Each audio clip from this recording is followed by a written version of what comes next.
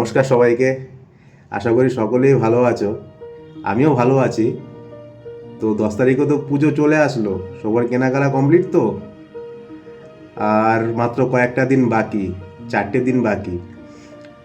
তোমরা যাও সকলে, সবার ফ্যামিলিকে নিয়ে ঘোরো, মজা করো, পুজোটা ভালো কাটাও, সেটাই আশা করব।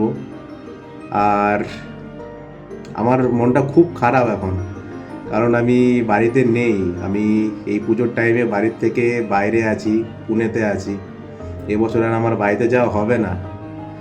তো কি করব, বাইরের লাইফ সবাই বুঝতেই পারো।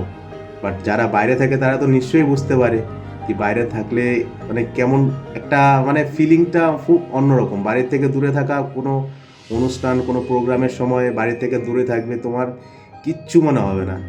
কিচ্ছু মনে হবে না তোমার। বাইরে জাস্ট কি করবে, জাস্ট কাজে যাও, কাজ থেকে আসো, কাজ করো, আবার নেক্সট দিন কাজে যাও, ডিউটি করো, ডিউটি থেকে আসো, এইসবই চলতে থাকে রেগুলার রুটিনের মধ্যে।